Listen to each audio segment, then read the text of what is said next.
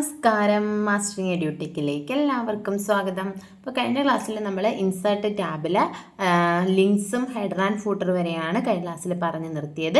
ഇനി ബാക്കി പോർഷൻ നമുക്ക് നോക്കാം. അടുത്ത ഹെഡർ ആൻഡ് ഫൂട്ടർ കഴിഞ്ഞിട്ട് വരുന്നത് ടെക്സ്റ്റ് ഗ്രൂപ്പാണ്. ഇവിടെയാണ് ടെക്സ്റ്റ് ഗ്രൂപ്പ് വരുന്നത്. അപ്പോൾ ടെക്സ്റ്റ് ഗ്രൂപ്പിൽ മെയിനായിട്ടും വരുന്നത് text box, word art, drop cap, signature line, date and time, object, quick part, ഇതൊക്കെയാണ് ഇതിനകത്ത് വരുന്നത്, ടെക്സ്റ്റ് ബോക്സിനകത്ത് വരുന്നത്. അപ്പം നമുക്ക് ഓരോന്ന് ഡീറ്റെയിൽഡ് ആയിട്ട് നോക്കാം. ടെക്സ്റ്റ് ബോക്സ് ഒന്നാമത്തെ എന്താണ്? ടെക്സ്റ്റിനകത്ത് വരുന്ന ആദ്യത്തത് ടെക്സ്റ്റ് ബോക്സ് ആണ്. ടെക്സ്റ്റ് ബോക്സ് എന്ന് പറഞ്ഞാൽ എന്താണ്? It is a movable resizable container for text or graphics. അതായത് ടെക്സ്റ്റിനെയും ഗ്രാഫിക്സിനെയൊക്കെ നമുക്ക് ഉൾക്കൊള്ളിക്കാൻ പറ്റുന്ന മൂവബിളും റീസൈസബിളുമായിട്ടുള്ള ഒരു കണ്ടെയ്നറിനെയാണ് എന്ത് പറയുന്നത്? ടെക്സ്റ്റ് ബോക്സ് എന്ന് പറയുന്നത്. ഇപ്പം നോക്കി, ഇത് നമ്മുടെ ഒരു വേർഡ് ഡോക്യുമെന്റ്, ഞാൻ പുതിയൊരു ഡോക്യുമെന്റ് എടുത്തിരിക്കുകയാണ്. ഇവിടെ നമ്മൾ ടെക്സ്റ്റ് ബോക്സിൽ ക്ലിക്ക് ചെയ്ത് കഴിയുമ്പോൾ കണ്ടോ, പല രീതിയിലുള്ള ടെക്സ്റ്റ് ബോക്സുകൾ നമുക്കിവിടെ അവൈലബിൾ ആണ്. അപ്പോൾ നമുക്ക് ഏതാ വേണ്ടതെന്ന് വെച്ചാൽ നമ്മൾ സെലക്ട് ചെയ്ത് കൊടുക്കുക. കണ്ടോ, അപ്പോൾ ഇവിടെ എന്ത് വരും? ഇവിടെ ഇങ്ങനെ ഒരു സെലക്റ്റഡ് ടെക്സ്റ്റ് വരും. ഇതിനകത്ത് നമുക്ക് ഇഷ്ടമുള്ള ടെക്സ്റ്റ് എന്താണെന്ന് വെച്ചാൽ അത് നമുക്ക് ടൈപ്പ് ചെയ്ത് കൊടുക്കാം. അപ്പോൾ അതിനുശേഷം നമ്മളിവിടെ ക്ലിക്ക് ചെയ്തുകൊണ്ട് ഇവിടെ വെച്ച് കഴിഞ്ഞിട്ട് നമുക്ക് ഇങ്ങനെ ക്ലിക്ക് ചെയ്ത് കഴിഞ്ഞാൽ ഇതിനെ നമുക്ക് മൂവ് ചെയ്യാം. എങ്ങോട്ട് വേണമെങ്കിൽ നമുക്ക് മൂവ് ചെയ്യാം. അതുപോലെ തന്നെ ഇതിനെ നമുക്ക് റീസൈസ് ചെയ്യാനൊക്കെ പറ്റും. അതുകൊണ്ടാണ് ടെക്സ്റ്റ് ബോക്സിന് എന്ത് പറയുന്നത്? Movable and resizable container for text. അതായത് ടെക്സ്റ്റിനെ ഉൾക്കൊള്ളിച്ചിരിക്കുന്ന മൂവബിളും റീസൈസബിളുമായിട്ടുള്ള കണ്ടെയ്നർ. ഇപ്പം നമ്മൾ പറയട്ടെ, നമ്മളൊരു ലൈനിൽ നമ്മൾ ടൈപ്പ് ചെയ്യുകയാണെന്നുണ്ടെങ്കിൽ, ഈ ഒരു ലൈനിൽ ഞാൻ ടൈപ്പ് ചെയ്യുകയാണെങ്കിൽ ഇങ്ങനെ പോകത്തുള്ളൂ. ഇത് ഈ ഒരു ലൈനിലായിട്ടായിരിക്കും പോകുന്നത്. നമുക്ക് ഇതിൻ്റെ ഇടയ്ക്ക് വേണമെങ്കിൽ നമുക്ക് എന്ത് കൊണ്ടുവെക്കാം? ഈ ഒരു ടെക്സ്റ്റ് ബോക്സ് നമുക്ക് കൊണ്ട് പ്ലേസ് ചെയ്യാൻ പറ്റും. അപ്പോൾ ഏത് പൊസിഷനിൽ വേണമെങ്കിലും നമുക്ക് എന്ത് ചെയ്യാൻ പറ്റും? ടെക്സ്റ്റ് ബോക്സ് പ്ലേസ് ചെയ്യാൻ പറ്റും. ഇതാണ് ടെക്സ്റ്റ് ബോക്സ് എന്ന് പറയുന്നത്. ഇനി അടുത്ത രണ്ടാമത്തേന്ന് പറയുന്നത് ഏതാണ്? Word art. വേർഡ് ആർട്ട് എന്ന് പറഞ്ഞാൽ ആ പേരിൽ തന്നെ ഉണ്ട് എന്താ? Used to make attractive text. Attractive ആയിട്ടുള്ള രീതിയിൽ ടെക്സ്റ്റ് കൊടുക്കാൻ വേണ്ടിയിട്ടാണ് നമ്മൾ എന്ത് യൂസ് ചെയ്യുന്നത്?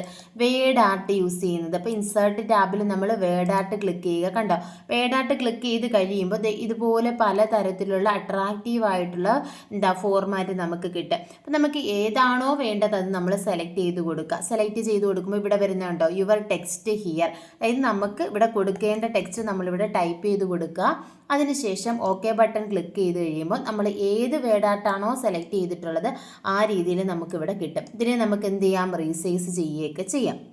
അപ്പോൾ വേർഡ് ആർട്ട് അതിൽ തന്നെ ഉണ്ട് എന്താ? വേർഡിന് ആർട്ട് കൊടുക്കുക. വേർഡ് ആർട്ട് നമ്മൾ ഇൻസേർട്ട് ചെയ്ത് കഴിയുമ്പോൾ ഇവിടെ വ്യൂവിന് കഴിഞ്ഞിട്ട് എന്ത് വരുന്നുണ്ട്? ഒരു ടാബ് കൂടി വരുന്നുണ്ട്. ഏത് ടാബാണ്? ഫോർമാറ്റ് ടാബാണ് വരുന്നത്. അപ്പം വേർഡ് ആർട്ട് നമ്മൾ ഇൻസേർട്ട് ചെയ്ത് കഴിയുമ്പോൾ വരുന്ന ടാബ് ഏതാണ്? ഫോർമാറ്റ് ടാബാണ് വരുന്നത്. ഇവിടെ നമുക്ക് ഇതിൻ്റെ സ്റ്റൈല് ചേഞ്ച് ചെയ്ത് കൊടുക്കാം. അതുപോലെ തന്നെ എഫക്റ്റ് ചേഞ്ച് ചെയ്ത് കൊടുക്കാം, അറേഞ്ച് ചെയ്യാം, റീസൈസ് ചെയ്യാം. അതൊക്കെ നമുക്കിവിടെ ചെയ്ത് കൊടുക്കാൻ പറ്റും. സ്പേസിംഗ് ഒക്കെ അഡ്ജസ്റ്റ് ചെയ്ത് കൊടുക്കാൻ പറ്റും ഈ ഫോർമാറ്റ് ടാബ് യൂസ് ചെയ്തിട്ട്. അപ്പം വേർഡ് ആർട്ട് എന്ന് പറഞ്ഞാൽ എന്താണ്? Attractive text. അതായത് ടെക്സ്റ്റ് അട്രാക്റ്റീവ് ആക്കാൻ വേണ്ടിയിട്ടാണ് വേർഡ് ആർട്ട് യൂസ് ചെയ്യുന്നത്.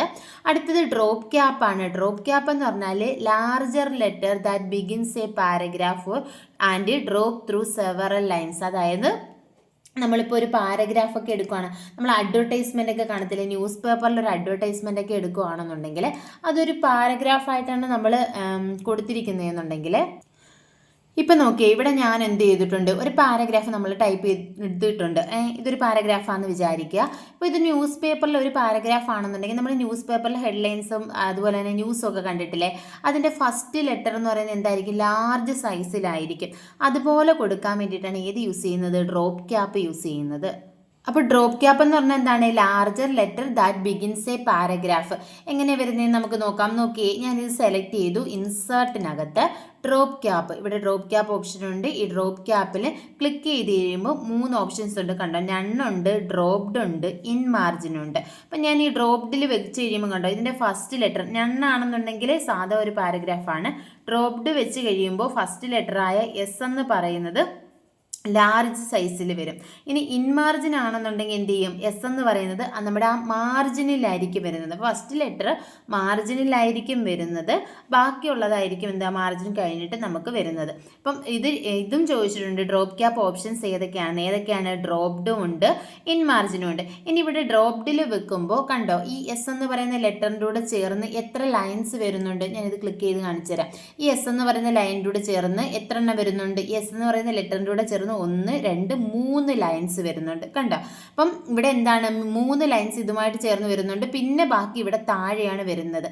അതുപോലെ തന്നെ നമുക്ക് ഇത് അഡ്ജസ്റ്റ് ചെയ്ത് കൊടുക്കാം. എത്ര ലൈൻസ് വരണം എന്നുള്ളത് നമുക്കിവിടെ ഡ്രോപ്പ് ക്യാപ്പ് ഓപ്ഷൻസ് ഉണ്ട് കണ്ടോ. ഈ ഓപ്ഷൻസ് എടുത്തിട്ട് എത്ര ലൈൻസ് വരണമെന്നുള്ളത് നമുക്ക് അഡ്ജസ്റ്റ് ചെയ്ത് കൊടുക്കാം. അപ്പം ഇവിടെ വരെ കൊടുക്കാം. മാക്സിമം 10 ലൈൻ വരെ നമുക്കിവിടെ കൊടുക്കാൻ പറ്റും. മിനിമം എത്രയാണ് കൊടുത്തിരിക്കുന്നത്? 1 ആണ് മിനിമം ലൈൻ എന്ന് പറയുന്നത്. മാക്സിമം ലൈൻ എന്ന് പറയുന്നത് 10 ആണ്. ഡീഫോൾട്ടായിട്ട് എത്ര ലൈനാണെന്ന് വെച്ചാൽ 3 ലൈൻസ് ആണ് ഇവിടെ വരുന്നത്. ഇപ്പം ഞാൻ 4 കൊടുക്കുകയാണെന്നുണ്ടെങ്കിൽ ഇവിടെ എത്ര വരും? ഇവിടെ 4 ലൈൻസ് ഇവിടെ വരും. അടുത്ത ലൈൻ, അതായത് അടുത്ത ലൈൻ വരുവാണെന്നുണ്ടെങ്കിൽ അത് താഴെ ആയിരിക്കും വരുന്നത്. ഇനി നമ്മളിവിടെ ഡ്രോപ്ഡിൽ ഇൻ മാർജിൻ കൊടുക്കുകയാണെന്നുണ്ടെങ്കിൽ അപ്പോൾ നമ്മളിത് സെലക്ട് ചെയ്തിട്ട് ഡ്രോപ്പ് ക്യാപ്പിൽ എന്ത് കൊടുത്തു? ഇൻ മാർജിൻ കൊടുത്തു. ഇൻ മാർജിൻ കൊടുത്താൽ കണ്ടോ ആ എസ് എന്ന് പറയുന്നത് എവിടെ പോകും? മാർജിനിൽ പോകും. പിന്നെ അതിൻ്റെ കൂടെ ചേർന്ന് 1 2 3 4 ലൈൻസ് വരും. 5ാമത്തെ ലൈനായിരിക്കും താഴെ പോകുന്നത്. അപ്പോൾ ഡീഫോൾട്ടായിട്ടായിരുന്നെങ്കിൽ ഇവിടെ 3 ലൈൻസ് ആയിരിക്കും വരുന്നത്. ഇതാണ് ഡ്രോപ്പ് ക്യാപ്പ് എന്ന് പറയുന്നത്. പിന്നെ വരുന്നത് സിഗ്നേച്ചർ ലൈൻ ആണ് വരുന്നത്. സിഗ്നേച്ചർ ലൈൻ എന്ന് പറഞ്ഞാൽ ഇപ്പോൾ ഡോക്യുമെൻ്റിൻ്റെയൊക്കെ താഴെ നമുക്ക് സിഗ്നേച്ചർ ആഡ് ചെയ്യാൻ വേണ്ടിയിട്ടാണ് ഏത് യൂസ് ചെയ്യുന്നത്? സിഗ്നേച്ചർ ലൈൻ യൂസ് ചെയ്യുന്നത് കണ്ടോ.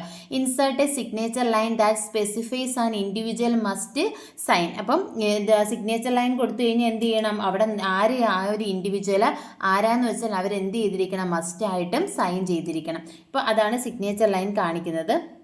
അപ്പോൾ എങ്ങനെ നമ്മളത് കൊടുക്കുന്നതെന്ന് കാണിച്ചു തരാം. അപ്പോൾ നമ്മളിവിടെ മൗസിൻ്റെ കഴ്സർ വെച്ച് എന്നിട്ട് എന്ത് കൊടുത്തു? സിഗ്നേച്ചർ ലൈനിൽ ക്ലിക്ക് ചെയ്തു. സിഗ്നേച്ചർ ലൈൻ ക്ലിക്ക് ചെയ്തിട്ട് കണ്ടോ സജസ്റ്റഡ് സൈനർ ആരാന്ന് വെച്ചാൽ ആ സൈൻ ചെയ്യുന്ന ആളുടെ ഇത് കൊടുക്കുക. ടൈറ്റിൽ, അയാളുടെ ടൈറ്റിൽ കൊടുക്കുക. ഞാൻ ഇപ്പോൾ ഒരു CEO എന്ന് കൊടുത്തു, ഒരു പേര് കൊടുത്തു. അത് കഴിഞ്ഞിട്ട് ഇമെയിൽ അഡ്രസ്സ് ഉണ്ടെങ്കിൽ അത് കൊടുക്കുക. അതിനുശേഷം എന്ത് കൊടുക്കുക? ഓക്കെ കൊടുക്കുക. ഓക്കെ കൊടുത്തു കഴിയുമ്പോൾ കണ്ടോ അയാളുടെ നെയിം ഇവിടെ വരും. അയാളുടെ ഡെസിഗ്നേഷൻ ഇവിടെ വരും. അയാൾ എവിടെ സൈൻ ചെയ്തിരിക്കണം? ഇവിടെ സൈൻ ചെയ്യണം. അതാണ് സിഗ്നേച്ചർ ലൈൻ എന്ന് പറയുന്നത്. അപ്പോൾ ഇങ്ങനെ സൈൻ ചെയ്യാനുള്ള ഒരു പോർഷൻ ഇൻക്ലൂഡ് ചെയ്യാൻ വേണ്ടിയിട്ടാണ് ഏത് യൂസ് ചെയ്യുന്നത്? സിഗ്നേച്ചർ ലൈൻ യൂസ് ചെയ്യുന്നത്. പിന്നെ വരുന്നത് ഡേറ്റ് ആൻഡ് ടൈം ആണ്. ഡേറ്റ് ആൻഡ് ടൈം എന്ന് പറഞ്ഞാൽ അവൈലബിൾ ഫോർമാറ്റ്, നമ്മുടെ ഡേറ്റ് അതിൻ്റെയും ടൈമിൻ്റെയും പല ഫോർമാറ്റുകൾ ഇവിടെ തന്നിട്ടുണ്ട്. നമുക്ക് ഏത് ഫോർമാറ്റ് വേണമെങ്കിലും നമുക്ക് ഇതിൽ നിന്ന് സെലക്ട് ചെയ്ത് ഇൻസേർട്ട് ചെയ്യാൻ പറ്റും. ഇവിടെ കണ്ടോ ഈ ഒരു ഫോർമാറ്റിലായിരിക്കും ഡേറ്റ് വരുന്നത്. ടൈമും നമുക്ക് അതുപോലെ ഇൻസേർട്ട് ചെയ്യാം. അതുപോലെ തന്നെ അടുത്ത വരുന്നതെന്ന് പറഞ്ഞാൽ ഒബ്ജക്ട്സ് ആണ്. ഒബ്ജക്ട്സ് എന്ന് പറഞ്ഞാൽ എംബഡഡ് ഒബ്ജക്ട്സിനെ നമ്മുടെ ഡോക്യുമെന്റിലേക്ക് കൊണ്ടുവരാൻ വേണ്ടിയിട്ടാണ് ഏത് യൂസ് ചെയ്യുന്നത്? ഒബ്ജക്ട്സ് എന്ന് പറയുന്ന ഓപ്ഷൻ യൂസ് ചെയ്യുന്നത്. പിന്നെ വരുന്നത് സിമ്പിൾസ് ആണ്. ഇൻസേർട്ട് ടാബിൽ ലാസ്റ്റ് വരുന്നത് സിമ്പിൾസ് ആണ്. സിമ്പിൾസിനകത്ത് വരുന്ന ഏതൊക്കെയാണ്? ഇക്വേഷൻസും സിമ്പിൾസുമാണ്. ഇപ്പോൾ ഇക്വേഷൻസ് എടുത്ത് നോക്കിയാൽ നമുക്ക് കാണാൻ പറ്റും എന്തൊക്കെയാണ്? മാത്തമാറ്റിക്കൽ ഇക്വേഷൻസ്, അതായത് നമ്മുടെ ഇമ്പോർട്ടൻ്റ് ആയിട്ടുള്ള മാത്തമാറ്റിക്കൽ ഇക്വേഷൻസ് ആയിരിക്കും ഇതിനകത്ത് വരുന്നത്. കണ്ടോ ക്ലിക്ക് ചെയ്ത് കഴിയുമ്പോൾ ഇതുപോലെ മാത്തമാറ്റിക്കൽ ഇക്വേഷൻസ് കാണാം. ഇതിനെ ക്ലിക്ക് ചെയ്ത് നമുക്ക് എന്ത് ചെയ്താൽ നമ്മുടെ ഡോക്യുമെൻറ്റിൽ നമുക്ക് ആഡ് ചെയ്യാം. അതുപോലെ തന്നെ സിമ്പിൾസ് എന്ന് പറയുമ്പോൾ സ്പെഷ്യൽ സിമ്പിൾസ്, ഇതുപോലെയുള്ള സിമ്പിൾസ്, മോർ സിമ്പിൾസ് എടുത്തു കഴിഞ്ഞാൽ ഒരുപാട് സിമ്പിൾസ് കാണാൻ പറ്റും. ഇതിൽ നിന്ന് നമുക്ക് ഇഷ്ടമുള്ള സിമ്പിൾസ് നമ്മുടെ ഡോക്യുമെൻറ്റിൽ ഇൻസേർട്ട് ചെയ്യാൻ പറ്റും. അപ്പോൾ ഇത്രയുമാണ് ഇൻസേർട്ടിനകത്ത് വരുന്നത്. അപ്പോൾ ഇൻസേർട്ടിൽ വരുന്ന ഏതൊക്കെയാണ്? പേജസ് ഉണ്ട്, ടേബിൾസ് ഉണ്ട്, ഇല്ലുസ്ട്രേഷൻസ് ഉണ്ട്, ലിങ്ക്സ് ഉണ്ട്, header and footer, text, symbols. ഇത്രയുമാണ് ഏതിൽ വരുന്ന ഇൻസേർട്ടിൽ. ഇപ്പോൾ ചോദിക്കാം വേഡ് ആർട്ട് ഏത് ടാബിലാണ് വരുന്നതെന്ന് ചോദിക്കാം. ഇൻസേർട്ട് ടാബിലാണ് വരുന്നത്. ഏത് ഗ്രൂപ്പിലാണ്? ടെക്സ്റ്റ് ഗ്രൂപ്പിലാണ്. ഡ്രോപ്പ് ക്യാപ്പ് എൻ്റെ പ്രത്യേകത എന്താണ്? ഫസ്റ്റ് ലെറ്റർ എന്ന് പറയുന്നത് ലാർജ് സൈസിലായിരിക്കും വരുന്നത്. ഡീഫോൾട്ടായിട്ട് എത്ര ലൈൻസ് വരാം? 3 ലൈൻസ് വരാം. പിന്നെ ഹൈപ്പർ ലിങ്ക് എവിടെയാണ് വരുന്നത്? ഇൻസേർട്ട് ടാബിനകത്ത് ലിങ്ക്സിലാണ് വരുന്നത്. ഇതുപോലെയൊക്കെ എക്സാമിന് ക്വസ്റ്റ്യൻസ് ചോദിക്കാം. പ്രീവിയസ് ക്വസ്റ്റ്യൻ നമുക്ക് ഡിസ്കസ് ചെയ്യാം എന്തായാലും. ഇനി അടുത്ത ടാബ് എന്ന് പറഞ്ഞാൽ അത് പേജ് ലേഔട്ട് ടാബാണ്. അപ്പോൾ ഹോം ടാബ്, ഇൻസേർട്ട്, അതിനുശേഷം വരുന്ന ടാബ് പേജ് ലേഔട്ട് ടാബാണ്. അപ്പോൾ ഈ പേജ് ലേഔട്ട് ടാബിനകത്ത് ആദ്യം വരുന്നത് തീംസ് ആണ്. അപ്പോൾ തീംസ് എന്ന് പറഞ്ഞാൽ നമ്മുടെ ഒരു ഡോക്യുമെൻറ്റിൻ്റെ ഓവറോൾ ഡിസൈനെ ചേഞ്ച് ചെയ്യാൻ വേണ്ടിയിട്ടാണ് ഏത് യൂസ് ചെയ്യുന്നത്?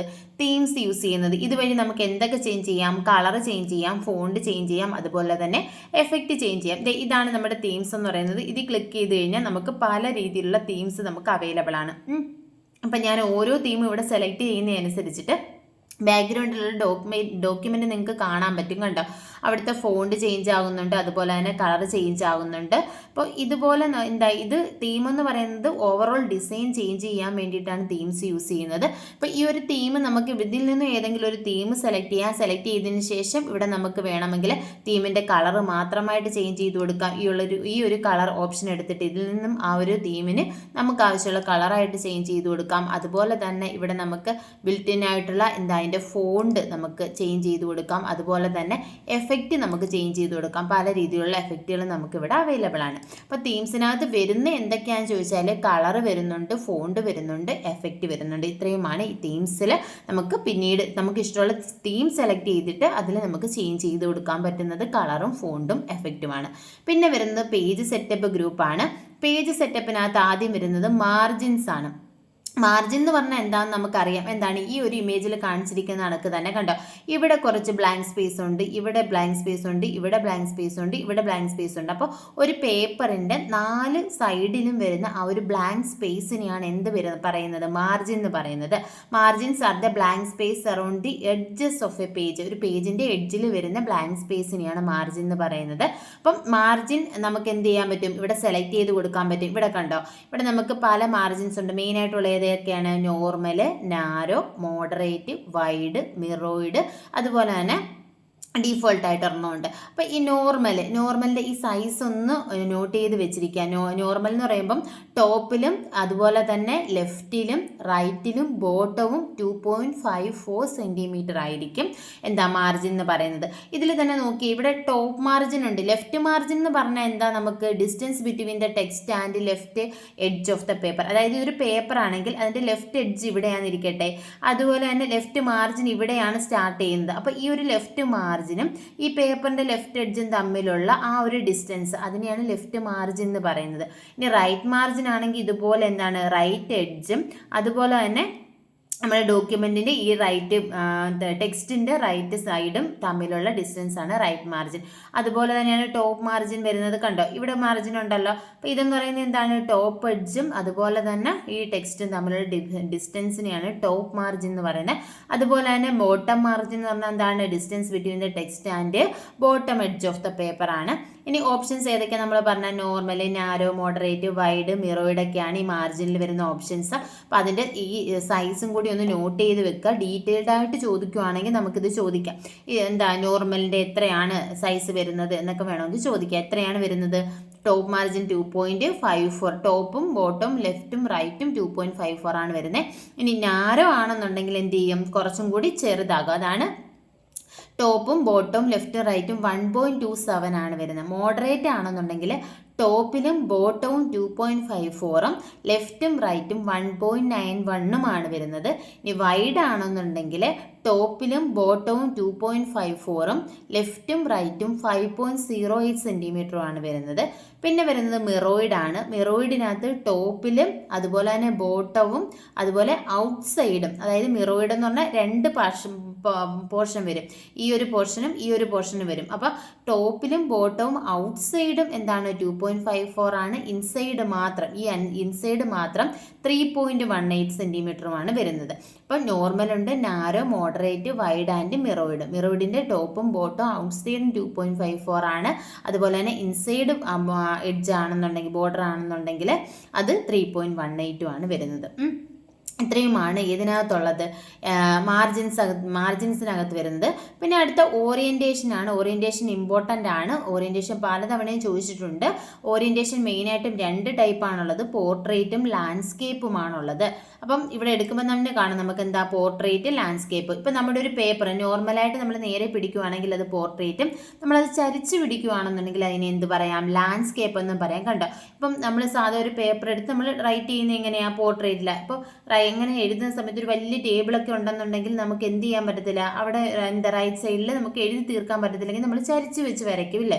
അപ്പം അങ്ങനെ അതിനെയാണ് എന്ത് പറയുന്നത്, ലാൻഡ്സ്കേപ്പ് എന്ന് പറയുന്നത്. വൈഡായിട്ടുള്ളത് ലാൻഡ്സ്കേപ്പാണ്, ടോളായിട്ടുള്ളത് എന്താണ്, പോർട്രേറ്റ് ആണ്. അപ്പം ഇത് option helps to view the document vertically. അതായത് പോർട്രേറ്റ് എന്താ, വെർട്ടിക്കലി ഡോക്യുമെന്റ് കാണാൻ വേണ്ടിയിട്ടാണ് പോർട്രേറ്റ് യൂസ് ചെയ്യുന്നത്. ഹൊറിസോണ്ടലി കിട്ടാൻ വേണ്ടിയിട്ടാണ് ഏത് യൂസ് ചെയ്യുന്നത്, ലാൻഡ്സ്കേപ്പ് യൂസ് ചെയ്യുന്നത്. പിന്നെ ഓറിയന്റേഷൻ എത്ര ടൈപ്പ് ഉണ്ടെന്ന് ചോദിക്കും. 2 ടൈപ്പാണ്. ഏതൊക്കെയാണ്, പോർട്രേറ്റും ലാൻഡ്സ്കേപ്പുമാണ്. പിന്നെ വരുന്നത് സൈസാണ്. സൈസിൽ വരുമ്പോൾ സൈസിൽ ഓപ്ഷൻസ് ഏതൊക്കെയുണ്ട്? ലെറ്റർ ഉണ്ട്, ടാബ്ലോയിഡ് ഉണ്ട്, ലെഡ്ജർ ഉണ്ട്, ലീഗൽ ഉണ്ട്, A4 ഉണ്ട്, A3 ഉണ്ട്, A4 ഉണ്ട്, അതുപോലെ തന്നെ A5 ഉണ്ട്, A4 സ്മോൾ ഉണ്ട്, A6 ഉണ്ട്, A7 ഉണ്ട്, A8 ഉണ്ട്.